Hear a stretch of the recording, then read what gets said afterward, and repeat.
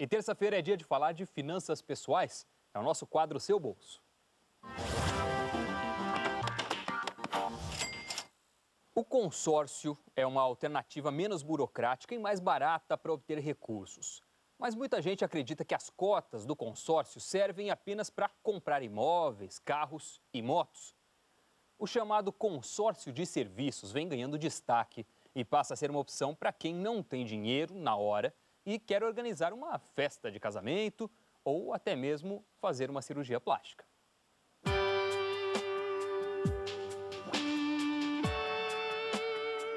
A festa do casamento já estava com a data marcada, mas ainda faltava o dinheiro do buffet. Para a gente atingir esse sonho, teríamos que ter o dinheiro à vista. Nós não tínhamos. E o que sobrou realmente foi o consórcio. Consórcio não é mais só uma opção para a compra da casa própria ou do carro. Eles estão cada vez mais diversificados e servem também para o pagamento de produtos e serviços. Só no primeiro trimestre deste ano, o volume de negócios realizado por meio de consórcios foi de cerca de 20 bilhões de reais, um crescimento de 18% em relação ao mesmo período do ano passado. Eduardo e Sheila começaram com parcelas de R$ 177, mas decidiram retirar o dinheiro da carta de crédito antes mesmo de terem sido sorteados. Fizemos uma poupancinha junto do consórcio, né, para ter um valor de lance para fazer a oferta. Né? Esse valor foi de quanto? O valor do lance foi R$ 7.500. Depois de quantos meses contribuindo com o consórcio? Depois de 8 meses. O Eduardo e a Sheila usaram somente parte do dinheiro para o casamento. Além de investir na festa, o casal também resolveu investir na noiva. A Sheila fez uma cirurgia plástica e usou o dinheiro da carta de crédito para o procedimento. Sheila, como é que foi? Chegou mais bonita para o casório? Ah, eu cheguei, né, amor? Com certeza. Fazer essa cirurgia sempre foi um sonho para mim. Eu coloquei uma prótese de silicone nos seios de 350 ml. Eu vi no consórcio a chance para eu fazer a cirurgia, porque se não fosse consórcio, eu não teria condições financeiras para fazer essa cirurgia, para realizar esse sonho meu. Sami, consórcio é uma alternativa relativamente barata para comprar um carro, um imóvel, até conseguir um serviço como um casamento. Quando vale e quando não vale a pena entrar no consórcio? Resumidamente, Dani, quando você faz um consórcio, você está pagando uma instituição financeira para gerir o seu dinheiro. Então, se você conseguir guardar o dinheiro por conta própria, um valor fixo, o consórcio acaba perdendo. Mas para aqueles que usam a expressão dinheiro na mão é vendaval, vale a pena pagar alguém para fazer isso. Não chama juros, porque é o seu dinheiro, chama taxa de administração, mas seria equivalente. Você está pagando uma taxa, uma tarifa, para alguém fazer esse serviço por você. Agora, tem uma característica muito específica do consórcio, que é o seguinte: você tem que esperar ser contemplado. Mas nem sempre o participante precisa contar só com a sorte. Existe também o lance, né? Como é que funciona isso exatamente? Olha, em geral, você tem duas modalidades. O sorteio, em que só vale a sorte do participante, e o lance.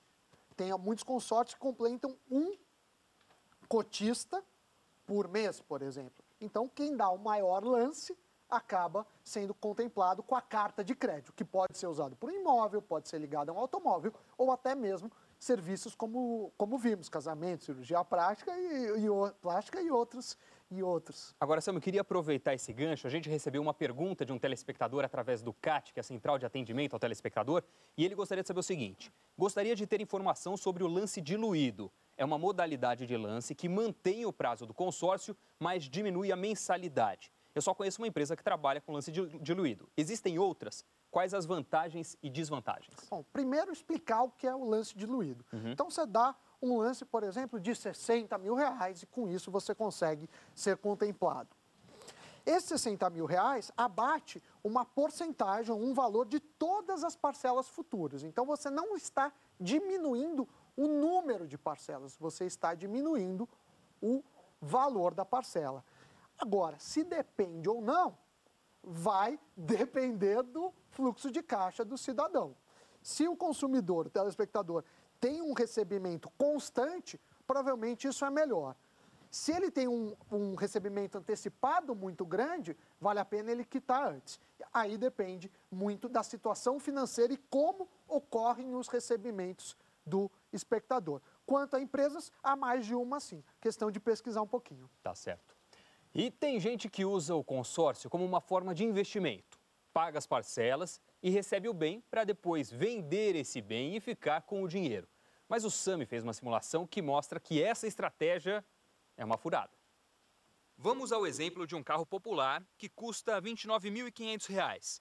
Na simulação feita em um grande banco brasileiro, o consumidor paga 80 parcelas de R$ 446,77. No final dos 80 meses, o valor pago é R$ 35.740. Essa diferença entre o que ele pagou, R$ 35.740, e o que recebeu de fato, R$ 29.500, é de R$ 6.240. Dinheiro esse que vai para o banco, na forma de taxas, seguro, fundo de reserva e assim por diante. Mas como o objetivo é guardar dinheiro, se em vez do consórcio essa pessoa tivesse optado por investir R$ 446,77, que é o valor da parcela durante os 80 meses, a diferença seria muito grande. No consórcio ele resgata um carro no valor de R$ 29.500. Se optasse por aplicar na poupança, no fim de 80 meses ele teria R$ 42.921. E no caso do Tesouro Direto, a diferença seria ainda maior, R$ 43.743. Bom, Sami, a gente viu que para investimento o consórcio não é uma boa. Agora, falando do ponto de vista de estratégia de consumo, é melhor entrar num consórcio ou melhor colocar o valor das parcelas todo mês em um investimento e quando tiver um valor maior ou para dar uma entrada ou para adquirir o bem, aí então partir para a compra do carro ou do imóvel? Olha, esperar, juntar é sempre o ideal, porque com dinheiro na mão você tem uma barganha maior. A gente viu nessa simulação que se você juntar todas as parcelas, você teria quase 44 mil. No caso do consórcio, você sai com um carro de 29.500 e saiu da concessionária ainda desvaloriza um pouquinho. Então, para aqueles que têm uma disciplina, vale a pena fazer por conta própria, lembrando que o Tesouro Direto, a partir de R$30 você já consegue investir.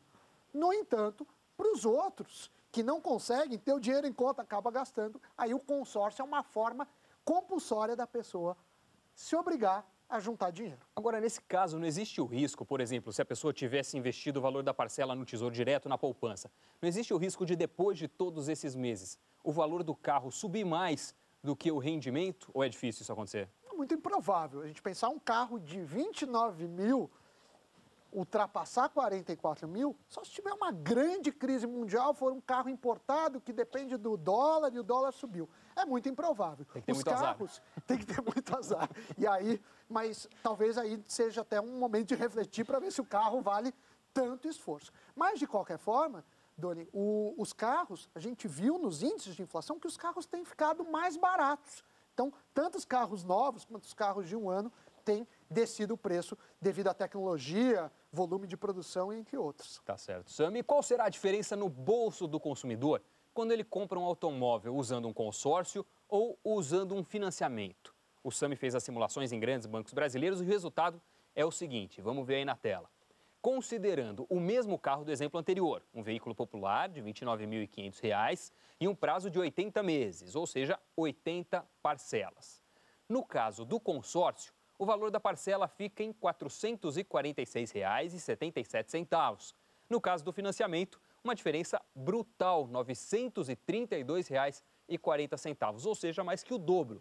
Somando tudo que o consumidor paga ao longo desses quase 7 anos, a diferença também não é brincadeira, não. O consorciado vai ter desembolsado R$ 35.700 ao final do período. O cliente do financiamento, R$ 74.600. Lembrando que o carro que eles compraram era de 29,5. Sami, quais são as taxas, quais são os custos embutidos em cada modalidade que explicam essa diferença tão brutal de consórcio e de financiamento? Primeira coisa que precisa ficar clara é que no consórcio está usando o seu dinheiro. Eles te cobram uma taxa que chama taxa de administração para um dinheiro que é seu. No financiamento, você usa o dinheiro do banco. Por isso que é muito mais caro. No financiamento tem taxa de abertura de crédito, tem o próprio juros, tem o IOF, e aí tem um direito do consumidor muito importante, aí vale a dica. Se você está procurando financiamento, olhe sempre o custo efetivo da dívida, que é o custo que incorpora todas essas taxas. Às vezes, numa taxa ao ano, chega a ser 3, 4, 5% maior que a taxa anunciada, porque a concessionária, a instituição fala, olha, a taxa é de X%, 2%, mas esse 2% não conta nenhum desses outros custos que ficam obscuros, e aí no que você vai ver são 3%, tem que tomar cuidado. Custo efetivo é a grande dica para você avaliar com mais propriedade se vale ou não a pena entrar no financiamento. E no longo prazo, qualquer 1, 2, 3% fazem uma diferença brutal, né? Brutal. Se o consórcio já tem suas desvantagens, o financiamento mais ainda. É claro que aí vem a sua vontade de ter um bem que você não tem dinheiro ainda. Vale a pena pagar o preço? A gente viu que dá o valor de praticamente 3 carros. Tem que refletir um pouco, cada um sabe quanto precisa do bem, mas todo custo tem seu benefício e toda escolha também tem seu custo. Então fica para o espectador decidir. Ok, Sami, obrigado. Conta Corrente está de volta. O tema da coluna Seu Bolso de hoje é o consórcio. A repórter Laura Cassano conversou com um empresário que já comprou 6 carros por meio de consórcio. E foi com a aquisição de um terreno que ele conheceu essa forma de financiamento. O Ronaldo já participa de cotas de consórcio há 8 anos, mas a primeira vez que ele escolheu participar desta forma de financiamento foi para comprar este terreno aqui onde nós estamos. Ronaldo, por que você escolheu pagar esse imóvel pelo consórcio e não, por exemplo, pegar um empréstimo direto no banco? Por causa da burocracia. Se você for um financiamento normal nos bancos, você vai ter, eles pedem muita garantia de tudo. E no consórcio tem as garantias, mas não é igual ao banco. O resultado foi tão satisfatório que depois do terreno, Ronaldo não parou mais. Este daqui é o 6º carro que o Ronaldo compra por meio de consórcio e ele está cada vez mais ousado. Na concessionária, uma caminhonete como essa custa por volta de R$200 mil. Ronaldo, o consórcio foi uma forma de você realizar o sonho de comprar um carro como esse? Com certeza. Por quê? Olha, pela viabilidade de menos juros. Se eu fosse comprar num financiamento, um exemplo, eu teria que pagar quase 2 carros desses valores. E com consórcio, não. E como é que você faz? Termina de pagar um consórcio e já emenda em outro? Isso, exatamente isso. Bom, o terreno do Ronaldo não tem uma estaca fincada, agora o carro está garantido, né? A garagem vai ter que ser grande também. Se der problema, mora no carro desse tamanho aí, não tem galho. Sami, vamos falar um pouco de riscos agora. O que acontece se muitos participantes do consórcio derem calote? O que acontece com o participante que está em dia com as suas parcelas? Olha, em princípio, a garantia é o próprio bem.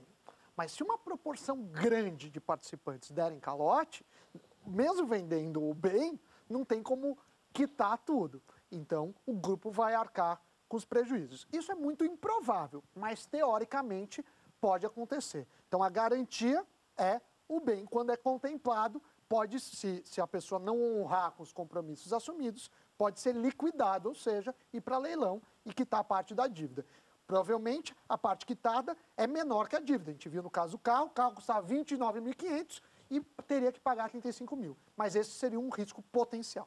Tá certo, Sami. E para quem quer desistir do bem antes de finalizar o pagamento das parcelas, como é que faz? E se o contemplado fica inadimplente?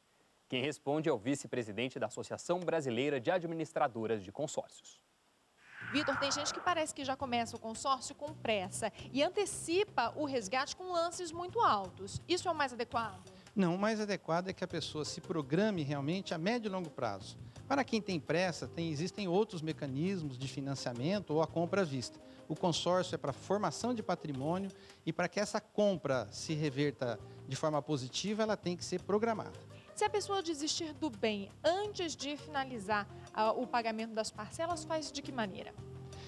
Se ela já foi contemplada, ela pode vender o bem e transferir a sua cota de consórcio. Se ela não foi contemplada, ela também pode fazer a transferência da sua cota para uma outra pessoa, mas sempre nas dependências da administradora.